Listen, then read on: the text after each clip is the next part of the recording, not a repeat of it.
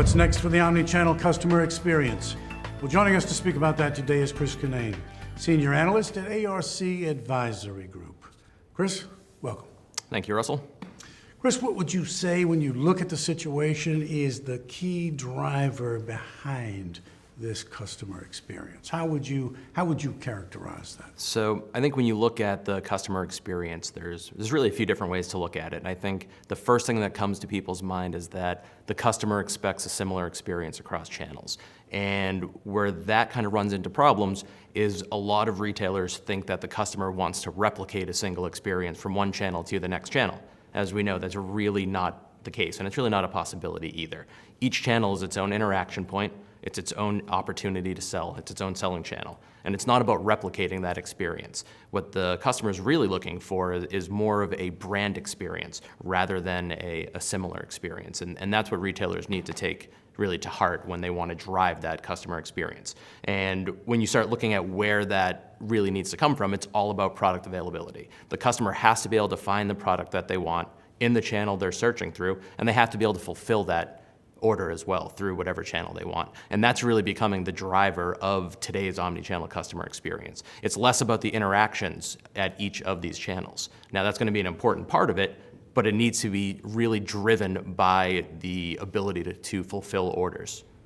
Well, clearly there are customer expectations. And so if somebody were to come to you and say, let's score the retailer, how is he or she meeting those expectations? What would you say?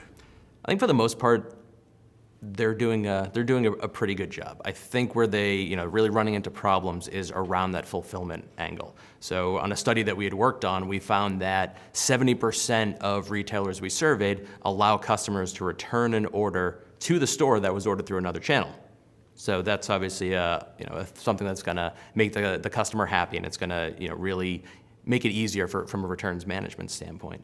But on the flip side, from a fulfillment standpoint, they're not at that level right now. So we're seeing only about 50% of retailers are actually enabling buy online, pick up in store, and only about 30% actually allow the customer to order an item or a product in the store and then have it fulfilled from another store. So they're not really empowering the consumer to get the product that they want through the channel that they want. So it's the returns management aspect is ahead of where the fulfillment side is right now. So that's interesting. One function is not necessarily at full strength, but nevertheless it is performing much better than other functions may be. So that leads to this question: what are the technologies that retailers are lacking? So I think there's really three main technologies that we've identified. And the way that we asked this question was, which technologies do you currently need but not have in order to really fulfill that omni-channel experience? And the first one that came up was distributed order management systems. So that's all about collecting the order entry all the way through sourcing, payment, and then the actual fulfillment of the order. But we're seeing that a lot of retailers don't have that technology in place right now, so that makes it a little bit more difficult for them. The second piece that we're seeing is all around inventory optimization. So retailers that don't have this technology in place, they're having a much more difficult job when it comes to balancing the supply versus demand, and they're overstocking things, and that leads to a lot of extra inventory carrying costs. Then the third technology that we've seen is all around real-time inventory location applications. So this is if a customer comes into the store and they want to buy something, the store associate can actually look up, we don't have it in stock here, but there's a store down the street that does have it. So I can get it from there, I can have them hold it for you, and you can pick it up from there. We can have it delivered to your house, or we can transfer it back to this store and you can pick it up. But the retailers they don't have that capability right now. They don't have that technology in place. And that's one that really allows them to have that greater visibility into their inventory levels. And that's a big miss right now. And it's really a lost opportunity for them. It strikes me that it's one thing to realize that you are lacking fulfillment capability, or your inventory management capability is not ideal, but it's quite another to make the needed investment to find the dollars to go into something like that. So what are you finding in terms of the willingness or the ability of these retailers to make the necessary investment in these technologies that they so clearly seem to be aware that they need? So I think they're at it's a critical point right now for retailers. The customer is driving innovation at this point. Some of the big buzzwords that we've seen over the last couple of years, all around mobile, all around social, all around big data. And mobile and social specifically are really being driven by the customer, their need, their desire, and retailers are really trying to play catch up. So I think the retailers know that if they truly want to be an omni-channel retailer, they're going to need to make these investments. It's not a matter of if, it's more a matter of when. It's not a nice to have technology, it's a need to have at this point if you want to be able to truly fulfill that omni-channel experience. So your advice is find the money. Find the money somewhere. Well, easier said than done, but still. Let's talk about other advice. Let's talk about recommendations that you would have for a retailer. Someone comes to you and says, look, I want to move into this omni-channel environment. What are the recommendations that you have for me? So I think the first one is to empower the customer. And this comes down to allowing them to go through multiple channels on their buying journey. It's not a very linear path. You don't walk into a store and just buy something now. There's a lot of research that goes into it beforehand.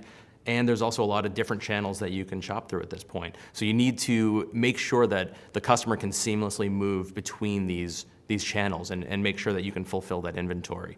And so the second part of the recommendation then is to really close that technology gap. So looking at distributed order management, looking at inventory optimization, real-time inventory location applications. These are the types of technologies that retailers are going to need to invest in to really close that gap. And that's what will actually enable them to fulfill that overall brand experience and make it truly omni-channel. You mentioned earlier that this is not a wish to have kind of technology. This is a must-have. If you don't do it, you're going to fall behind. Perhaps it might be catastrophic. You will fail, et cetera, et cetera.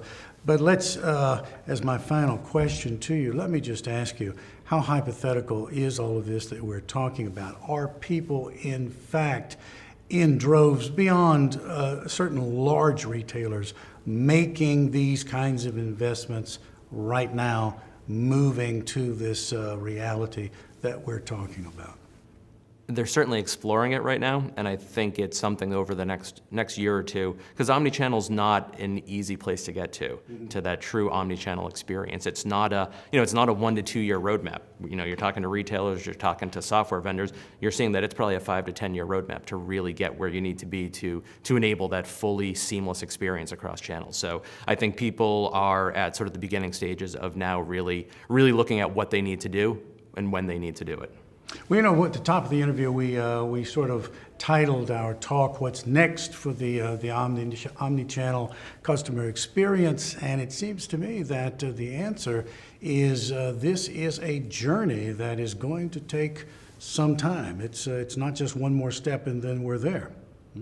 Absolutely, and you talk to a lot of retailers out there, and you never know what the next big thing is going to be anyways. So it's not going to be a journey with a final ending point. It's going to be constantly evolving. Interesting information. Thank you. Listen, I want to tell you how much we appreciate your meeting with us today. I know you're busy here at the forum, but you found time to speak with us. So, Chris, thank you so much. That was my pleasure. Thank you.